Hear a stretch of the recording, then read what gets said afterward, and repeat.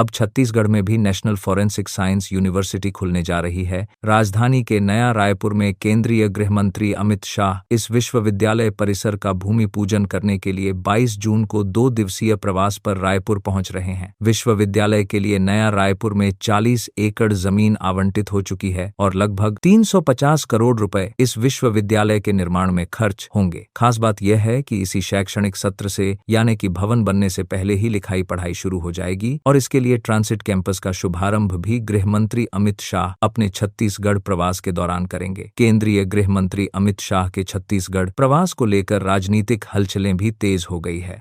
बहुत बड़ी सौगात एक जो छत्तीसगढ़ को मिली है वो एनएफएसयू के कैंपस का है, नेशनल फॉरेंसिक साइंस यूनिवर्सिटी। उसका एक कैंपस छत्तीसगढ़ में बनेगा।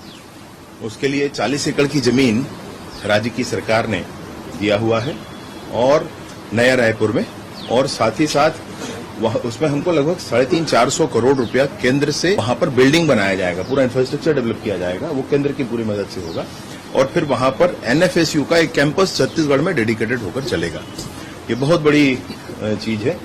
3 जो नए कानून आए हैं हमारे, बीएनएस, बीएनएसएस और भारतीय साक्ष्य अधिनियम, ये तीनों ही जो कानून आए हैं, इन तीनों कानूनों में 7 साल और 7 साल से अधिक की सजा वाले अपराधों में फॉरेंसिक साइंस का बड़ा महत्व है उसका, और इसलिए बहुत सारे फोर्सेस की, बहुत सारे इसमें मैन पावर की जरूरत है। यहाँ पर छत्तीसगढ़ में इसके खुल जाने से स्टूडेंट्स हमारे आगे आ पाएंगे। एक और 6-7 एकड़ की जमीन साथ में लगी हुई है जिसमें हमारा फॉरेंसिक लैब, छत्तीसगढ़ का फॉरेंसिक लैब जो छत्तीसगढ़ सरकार का है, वो भी बनेगा। तो ये दोनों ही बातों का भूमि पूजन होना है। तो इस नाते उनका आना है, साथ ही साथ बैठके हैं, प्रशासनिक बैठके हैं। दूसरे दिन किसी कैंप में भी उनका प्रवास है और कैंप के प्रवास के बाद फिर वो दूसरे 23 तारीख को वापस जाएंगे। आपको याद होगा कि अभी 2 दिन पहले ही प्रदेश संगठन प्रभारी शिव प्रकाश और छत्तीसगढ़ के प्रभारी नितिन नवीन भी 2 दिन के दौरे पर छत्तीसगढ़ में थे। दोनों नेताओं ने प्रदेश के मंत्रियों, विधायकों और संगठन के पदाधिकारी से अलग अलग बैठक करके राज्य का हालचाल जानने की कोशिश की थी। खबर यह भी है कि बैठक के दौरान दोनों पदाधिकारियों ने मंत्री और विधायकों की क्लास भी ली थी। अब 2 दिन बाद केंद्रीय गृह मंत्री अमित शाह भी अपने 2 दिन के प्रवास पर रायपुर पहुंच रहे हैं। इस दौरान उनका जो दौरा कार्यक्रम निर्धारित हुआ है उसके अनुसार वे 22 जून की सुबह 11:30 बजे दिल्ली से बीएसएफ के विमान से रायपुर के लिए रवाना होंगे और दोपहर 2 बजे नया रायपुर अटल नगर बंजारी के सेक्टर 2 में भूमि पूजन एवं उद्घाटन कार्यक्रम में सम्मिलित होंगे। इसके बाद दोपहर 3 से 4 बजे तक वह एनएफएसयू और सीएफएसएल के परिसरों के उद्घाटन और शिलान्यास के कार्यक्रमों में शिरकत करेंगे। शाम को पार्टी संगठन की बैठकों के बाद रात्रि विश्राम होटल मेफेयर में करेंगे। दूसरे दिन 23 जून को दोपहर लगभग 12:30 बजे हेलीकॉप्टर से निकलकर नारायणपुर पहुंचेंगे, जहां नियद निल्लानार गांव का भ्रमण करेंगे और ग्रामीण से चर्चा करेंगे। लगभग 1 घंटे बाद 2 से 3 तक बीएसएफ कैंप ईरक भट्टी नारायणपुर में हुए वाद संवाद कार्यक्रम में हिस्सा लेंगे। गौरतलब है कि सीआरपीएफ, डीआरजी और पुलिस की टीमों की संयुक्त मदद से छत्तीसगढ़ में नक्सलियों के खिलाफ जबरदस्त मुहिम चलाई जा रही है, जिसमें सुरक्षा बलों को काफी सफलता मिली है। कई नामी नक्सली जिन पर करोड़ों रुपए का इनाम था, सुरक्षा बलों के हाथों ढेर हो गए हैं और कई इनामी नक्सलियों ने सरेंडर कर दिया है और यह उम्मीद बन गई है कि 31 मार्च 2026, जो कि केंद्रीय गृह मंत्री अमित शाह द्वारा दी गई डेडलाइन है कि इस तारीख तक छत्तीसगढ़ से नक्सलियों का समूल नाश हो जाएगा, वो घोषणा पूरी होती हुई साफ नजर आ रही है। इसीलिए ग्रामीणों से चर्चा करने के लिए वे खास तौर पर नारायणपुर जाएंगे। उसी शाम लगभग 4:30 बजे वे बीएसएफ के विमान से वापस दिल्ली के लिए रवाना हो जाएंगे। इस दौरान छत्तीसगढ़ के एक लंबित मामला जो कि मंत्रिमंडल के विस्तार और पुनर्गठन से जुड़ा हुआ है, 22 जून की रात संगठन के पदाधिकारी के साथ होने वाली बैठक में